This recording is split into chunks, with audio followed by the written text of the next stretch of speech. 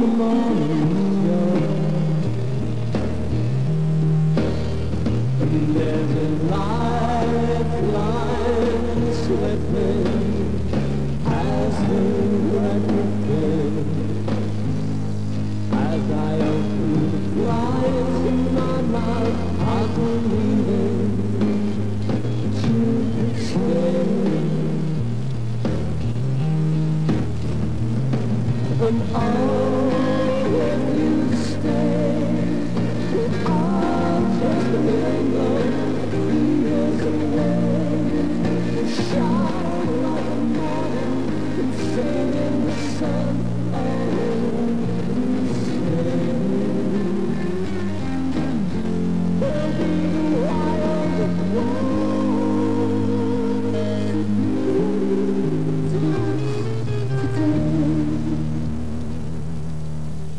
Odavno nismo imali prilike da vidimo Bobu Živinovića, našeg poznatog tenisera.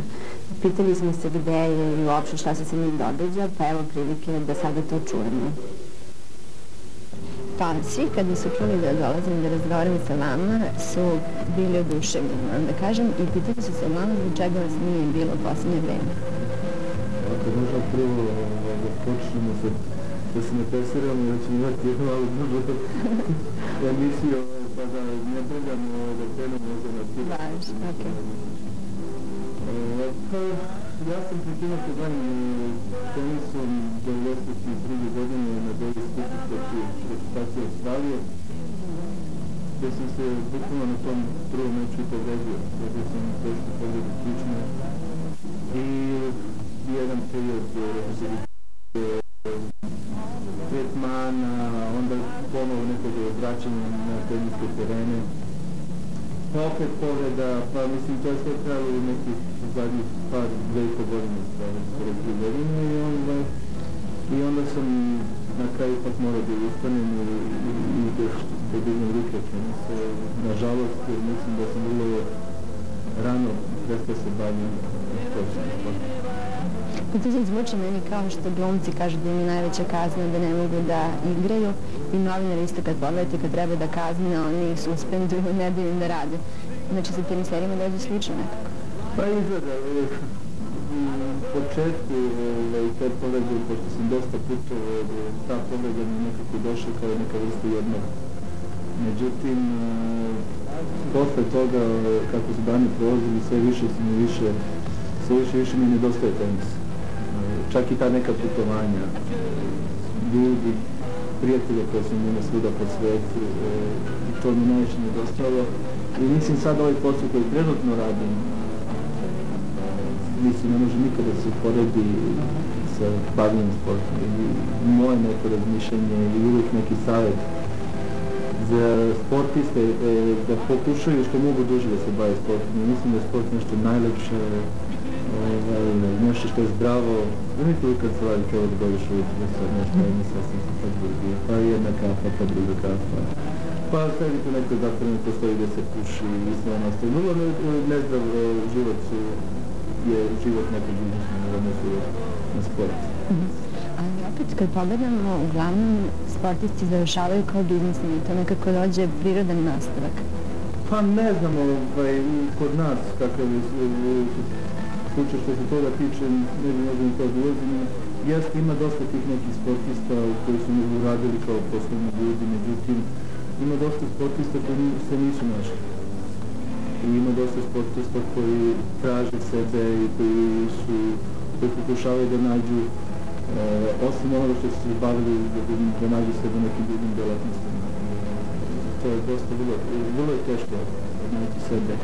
Jer ja kao moj neki lični primjer je, ja sam kada se bavim sportom kao klinac, odrastao sam na teniskim terenima Crvene Zvezde i cijelo svoj život od početka sam bio tu, rastao sam uz loptu, kad sam napunio 14 godina i kad sam završio osnovnu školu, krenuo sam barem u gimnaziju jer sam shvatio da tenis i škola ne mogu da idu zajedno i da moram dosta da treniram, da dosta putujem, da igram dosta turnira. A zna se kako kod nas, da u to vreme mi nismo imali neke sportske škole, razrede da bi mogli da odlaze sportisti, da se bave i sportom i školom. Tako sam ja to krenuo i teško je posle 20 nešto godina, recimo kažem, jednog načina života, ustajanje ujutru, doručak, trening, vraćanje kući, ručak, odmor, opet trening, da posle nekog perioda da nađeš sebi nečem drugom. Mislim da je to velika stvar, ja mislim možda moja sreća da sam ja shvatio da život nije samo možda ono što se kaže forhin i behin u mom slučaju ili servis. Ima i drugih stvari da čine neku moju ličnu satisfakciju, da sam našao sebe, da sam zadovoljan, da želim da stvaram. Koje su to? Pa to je jedan deo toga je ostanak i produžetak moje neke sportske karijere, teniske, ali ne kao igrač, nego kao neka vrsta organizatora, gde sam to krenuo sa mojim timom Kirjakom i prošle godine sam išao prvi put na turnir gdje je bio na Mercedesu kup u Njemačkoj i ove godine isto imamo završni turnir Masters, to je 8 najboljih, to će isto biti u organizaciji i isto taj Mercedesu kup koji se održava što je bio tu krajem godine. Znači, bit ću u tome, mislim da je to vrlo interesantno, da je to ono što znam i što osjećam najbolje. Osim toga, dok su trajale sankcije, nisam se bavio nekim poslom, što se rekao u početku, želeo sam da malo se odmorim i da pokušao sam opet da se vratim, međutim, ipak je toga je bilo dosta teško. Napravili smo neko generalno zastupništvo Mercedesa, jedne firme koje je poznate u Makedoniji i sad pripremamo cjelokupni program nekih zastupništva za Jugoslaviju.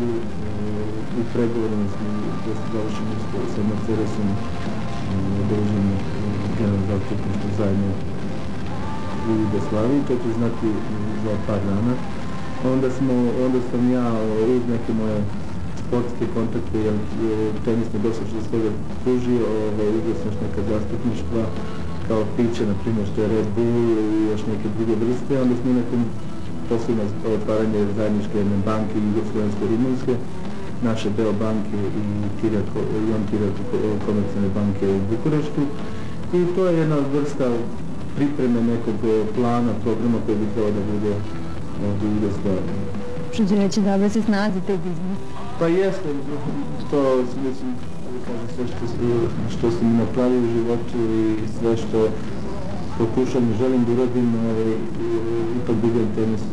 Jer sve preko reketa sam doživao i prošao i upoznao dosta ljudi, jer tenis je posle možda Formula 1, jedan najpopularnijih sportova, dosta poznatih ljudi, velikih biznismena, velikih korporacija, firmi dolaze i dolaze na te teniske turnire koje čak i mi organizujemo 7-8 velikih i najvećih teniskih turnira. I tu je ono najlakše na tenisu da je poznate direktora velikih firmi. Koji su to ljudi na tenisu? Pa to je, kažem, jedni od takvi su sigurno Mercedes, onda jedna vrsta, drugi su iz čuvenove Nokia, koji pravi mobilne telefone, Siemens, pravimo sad isto zastupništvo za jednu firmu Sky Abortu koja je vrlo popularna trenutno u svijetu i gdje treba dođe kod nas, naprimjer Red Bull, dosta toga se radi. Sad kad bi nabrajao, to su prilike svi neki naši sponzori koji se reklamiraju na našim teniskim turnirima. A što se tenisere tiče sa kojima ste se recimo tada družili, da li ste ostali u kontaktu i uopšte? Da, kako da ne. Moj najbolji prijatelj je inače Boris Becker i to dosta ljudi znaju, tako da čujemo se ne baš tako često, međutim kad se vidimo odvijemo dosta vremena zajedno da provedemo, odemo na večer ili kad se nađemo u Monte Carlo se tako se družimo, jer dosta vremena smo proveli, stvari Becker i ja smo zajedno krenuli 84. godine da igramo kvalifikacije i Beckera znam iz tog perioda još kad je bio klinac, što što se kaže kad imao 15,5-16 godina, ja sam tad imao 19 godina, tako smo krenuli zajedno. I to je jedan pravi osjećaj nekog prijateljstva, ne iz neke koristi, nego ono pravo prijateljstva. Ili njega recimo hvatala neka panika sad u ove poslednje 4 godine, kako biste opredili prema svemu tome što se zbiva ovdje?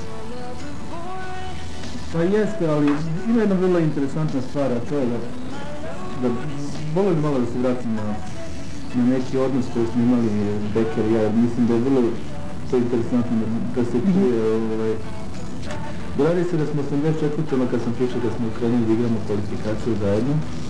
Bio je jedan turnir, to je bilo prvenstvo švedski Štokholmu se održavalo, krajem godine. I opet smo igrali kvalifikacije i ja sam prošao, on je izgubio zadnjim kolom. A pre toga imam tek dva turnira pre toga, uopšte stvarno slabo igrao, a poznato je da je teniska asocijacija Nemačke ga odbacila kao netalentovanog igrača. I jedini ljudi koji su verovali njega, to su bili Jon Tirer i bio je njegov trener Günter Bosch, koji ga doveo i koji u stvari ga doveo kod Tirera.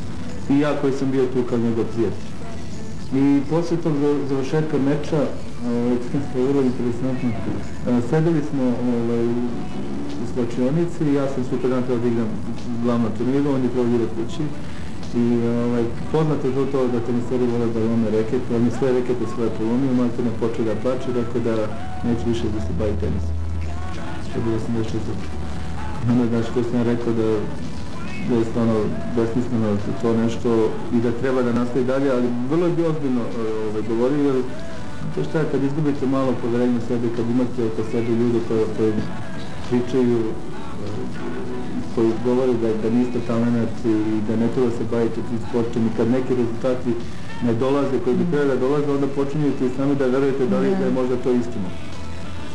I tako imali smo jedan dug razgovor, vrlo prijateljski metoda i ja sam mu savjetao da odu u Australiju, što on uopšte nije ni hteo. Posle toga sledeće nedelje bilo prvenstvo u Australiji na kraju. Uopšte nije hteo, nego je hteo da se vrati i da nastavi školu. I međutim, posle nekog mog nagovora on je otišao za Australiju, ušao u četvrtfinale i tako je krenula karijera Borisa Bekera. Zahvaljujući vama. Pa, iz tebi. Da, ne, ali to je jedan deo, jedan detalj koji mi je vrlo ovako ostao upečatljiv i koji je stvarno, što kažem, neko prijateljstvo, kad se gaje od nekog početka, to je ona prava stvar i ono što ostaje. A koliko tu teniseri moraju da budu borbeni? Tenis je vrlo surov sport, iz jednog razloga da u tenisu nemate nerešenog rezultata. U tenisu ili si pobednik ili gubitnik. A više sigurno je bolje biti pobednik. A inače, baš me zanima recimo, da li postoji u tenisu ono neko vreme kad je neko u modi pa izađe iz mode ili to jednostavno zavisi od toga kako on igra? Zavisi kako igra i zavisi kako je ostupa. Mislim da trenutno tenis doživlja jednu krizu, današnji tenis, profesionalni, malo je tih ličnosti, kako ih ja zovem, u ono vreme koji su bili Borg, Connors, McEnroe, Lendl, to su sve i Vilas, to su sve igrači koji su imali svoju personu, koji su bili Novak, na primjer, koji su bili glumci, jer tenis je jedna predstava, na teniskom terenu kad izađeš to je jedna vrsta pozorišta. Nije samo da izađeš i da odigraš što najbolje možeš, šta je neki forehand ili backhand ili da servu, nego ono šta je ostaje iza tebe, na stasi. Evo sad, mislim, svi oni dolaze ti igrači, danas imate igrači koji su relativno mladi klinci, sa 17, 18, 19 godina, koji osim onog dobrog nekog tenisa nemaju ništa drugo. Ja sam rekao da je najbolje što je moglo se desiti za tenis, to je da se Agassi vratio i da je trenutno tamo gde jeste. Mislim, nažalost sad je broj 3, a inače bio broj 1. I to je nešto najbolje što je moglo da se desi. Osim njega tu imate i Bekera koja je neka ličnost. Sampras manje više, ali ovo ostalo to su sve Medvedevi, Cheng, Courier, To su sve igrači koje među prvi 10 imate, ovo što sam imate, znači 16 igrača, to je ono kad odigra meč i kad izađe, mamo ništa drugo ne može da ostaviti na nekom sećanju. Zaboravljati. To nije dobro zbog sponzora, nije dobro zbog celokupno, to je neki cirkus, tenis je jedna velika organizacija, jedna veliki cirkus, predstava jedna velika, gdje dolaze dosta ljudi, gdje dosta se gleda, gdje dosta tu ima reklame i svega ostalog, gdje se ono jedno drugo poloči i novac i sve ostalo. Ste vi bili toga svesni pre nego što ste ušli u tenis i kad ste recimo to spoznali? Ja mislim da to čovjek ili se rodi ili se ne rodi. Mislim da je to nešto urođeno u njemu. Mislim da je suviše paru u igri. Velika je konkurencija. Klinci, mislim spravo kažem klinci, to su deca od 17 godina, već postoji milioneri. Oni se igraju lopticom i zarađuju $1.000.000. Znate, mislim, to je... Jeste neka lepa stvar, ali realnost nekog života nije to. Pa koje su negativnosti baš, koje recimo mi uopšte ne možemo da sagledamo? Negativnosti čega misliš? Pa bavljanje tenisom, da. To je neki biznis, onako. Jeste biznis, mislim, negativnosti su. Sve je nešto što je pozitivno, u nekom smislu i malo i negativno. Šta može bude negativno? Možda da bude negativno u nekom smislu da bavljanje sportom, tenis je vrlo atraktivan sport, u odnosu na neke druge sportove, šta je tu interesantno u tenisu, je to da nečiji traju po 3, 4, 5 sati i vrlo si prepoznatljiv, tvoja fizionomija je prepoznatljiva, odnosno možda nekog plivača ili nekog skijaša koji ima minut i pol ili 2 minuta spuštenja. I u tenisu imate 4 sati na neko vremena na televiziju i vrlo ste prepoznatljivi kao ličnost. I to je možda negativno da nađeš sebe kao klinac sa 17-18 godina kad je ceo svet tvoj. Kad gledaš da god odeš, ljudi te prepoznaju, privilegije dobiješ na jednoj strani, puno para zaradiš na trećoj strani. Sve to jedno, drugo, treće jeste lepo u nekom delu, međutim na kraju ipak to je sve prolazno. Danas ste takvi broj 1 ili među prvi 10 i popularan sportista i danas vas svi vole, a sutra dan možda se desi kao što se desilo možda Štefi Graf, da je njena porodica potpuno uništena, gde otac je trenutno u zatvoru, gde odgovara za utaju poreza, gde nju maltretiraju kao jednog velikog sportistu, jer mislim da je Štefi Graf što se tiče sporta sigurno među samo vrhu sporta, ne kao tenis, nego za svim onim rezultatima koje je postigla i sve ono što je uradili za svoju zemlju. I onda tako, mislim, ne smijete da kupite novine svaki dan ili svake nedelje novinama ili magazinima, vaš otac ili ti si na naslovnoj strani, velike skandali, velike pare, ko je koga pokrao tu. Mislim, to je sve ono i lepa i bela i crna strana sve neke slave popularnosti. Se sećaš ti svog prvog intervjua? Postala recimo neka doza straha? Čovjek se uvijek neće prvo seti, znaš, ono što ti je bilo prvi put u životu se setiš, tako da prvog dana u školi, prvi intervju, kako da se ne seti. Bio sam razredno mlad, tad još nisam ni krenuo u školu, imao sam nepunih 7 godina i igrao sam prvenstvo Srbije za pionire do 12.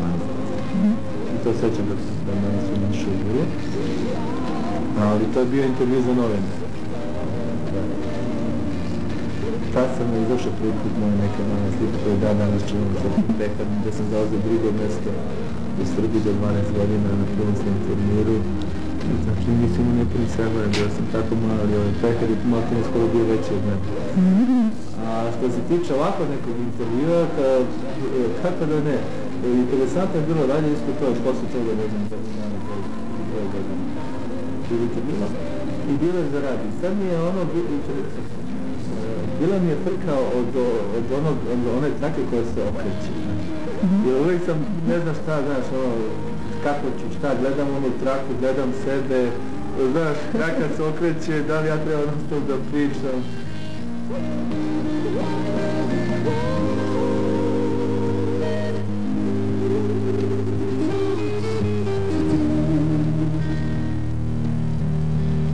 Zašto nisam dao intervju? Vrlo jednostavno. Mislim da u ovom nekom vremenu, za vremen tih nekih sankcija, stvarno kažem, ne znam čemu bi pričao. Mislim da ima vremena. Imam to dosta toga nečega, želim nešto da uradim pa da se o tome priča. Tako da mislim da baš je sada priča o tome. Svi smo živjeli u nekoj tami. U međuprostoru. Jasno, nešto što je, znaš, ceo svet je živeo, sve je prolazilo pored nas, mi smo tu sedeli, stajali i posmatrali. Tako da stvarno, iskreno, najveći razlog je ono što iskreno kažem još naprijed počeli pričati. Pa dobro, kad pogledam opet ti si građanin sveta, to je definitivno. I sve vreme ste vi putovali, uopšte zanimljivo mi je koliko boravite ovde, koliko ste u inostranstvu.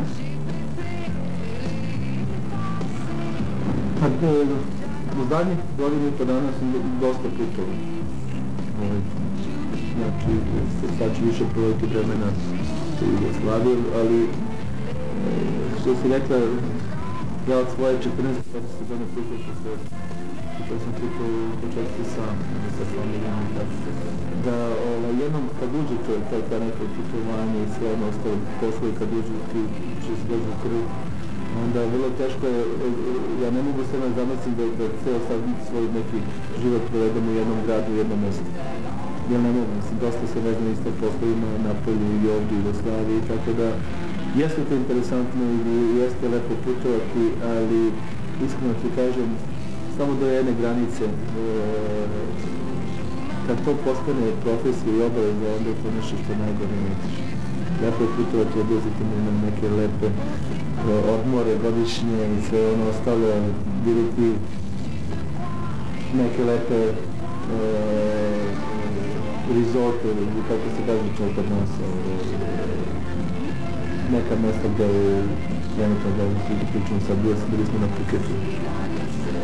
I da je sve to lepo, ali međutim ja sticao donosio stvarno to mi tenis dozvoli i sve sam obišao, nema ništa da sve nešto kad bi mogo da me fascinira, da li neko mjesto ili neka plaža ili neki grad. Nigdje ti se nije ostalo da kažeš, ovdje hoću da živim?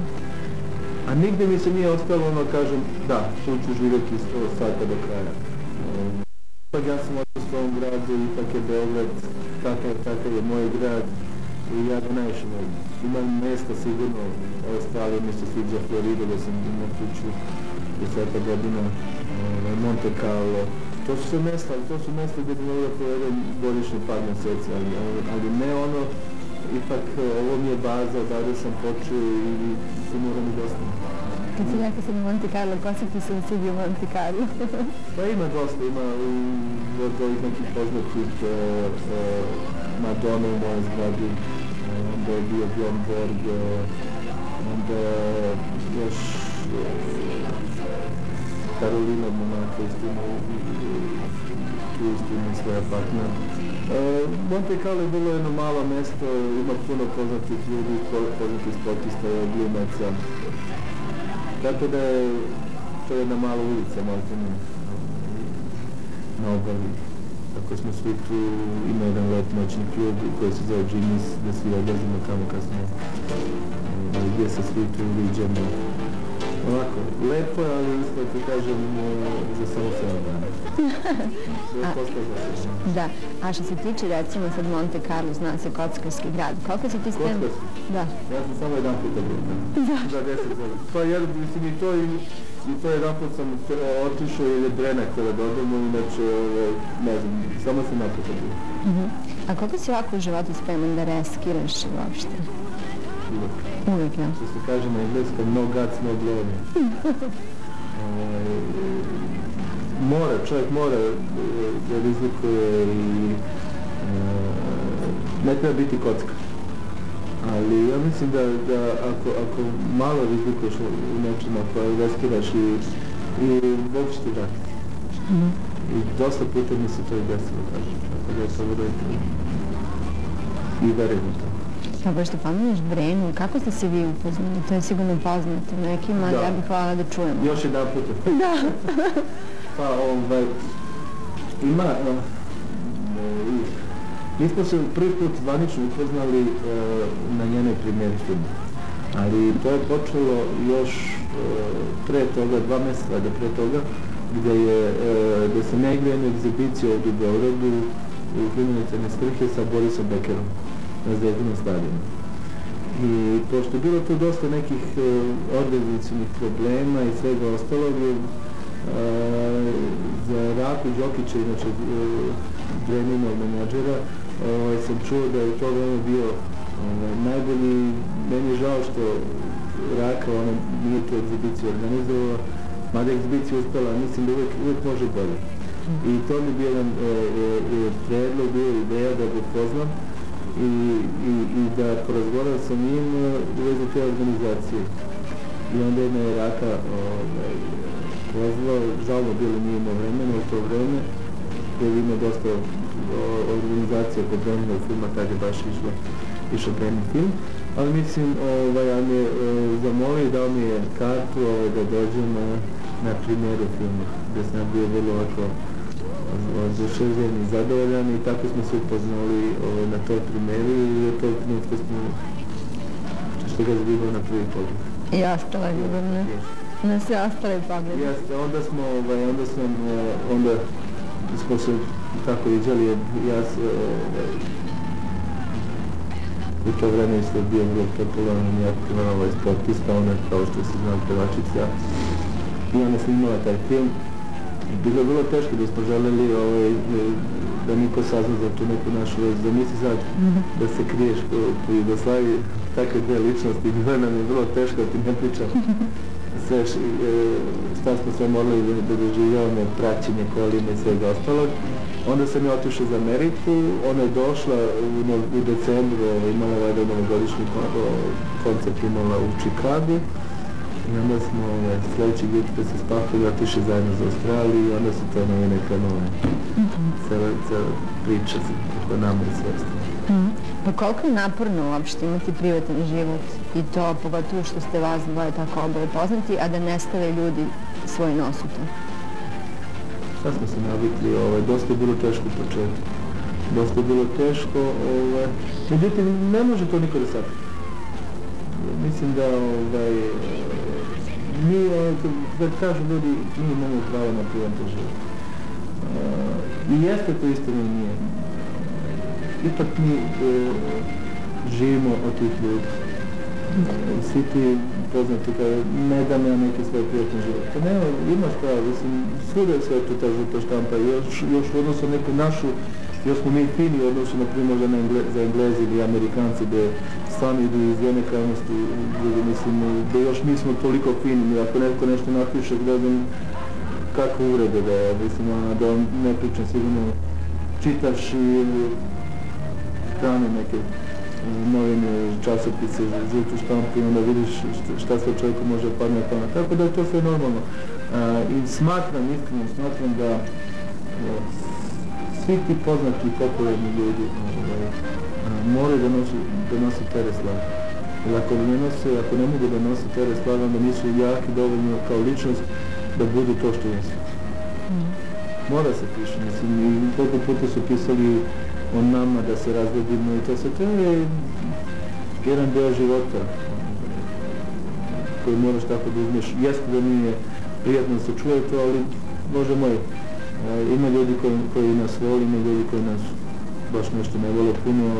Pa li ima takve uopšte? Pa ne znam, mislim, ali smatram sigurno taj koji piše da nije neki naš simpatizer, tako? Ali jedna stvar, mislim da i Brenija zaslužujemo to neko poštovanje i to mi je najvažnije. Ovo, da li to volim da mrzi, to je vrlo relativna stvar. Da, kad pogledaš ako ne mogu da uzdrmaju ništa između vas, onda... Apsolutno.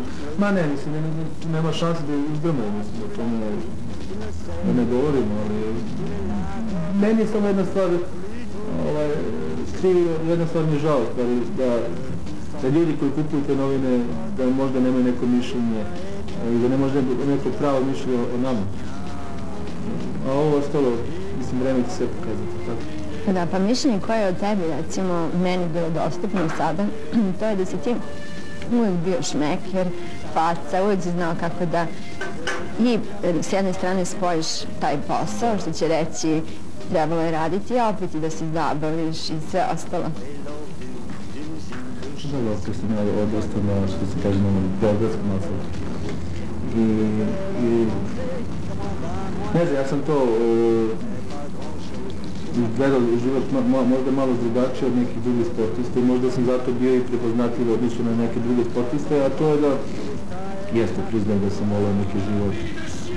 U stvari, ja sam smatrao, danas smatram, u ono vreme kad sam bavio sportom, to sam rekao na početku, da život nije samo da udariš jako servu ili da odiraš dobar poen. Ima dosta drugih stvari koje isto treba čine zadovoljni i sretni. Imaš prijatelje oko sebe, da možda se družiš sa ljudima, da tu neku sreću podeliš sa prijateljima, da upoznaš dosta ljudi, jeste da izađeš. Zašto? Sve je to jedan deo života. Ako možeš da uskladiš to, bilo bi to ono pravo.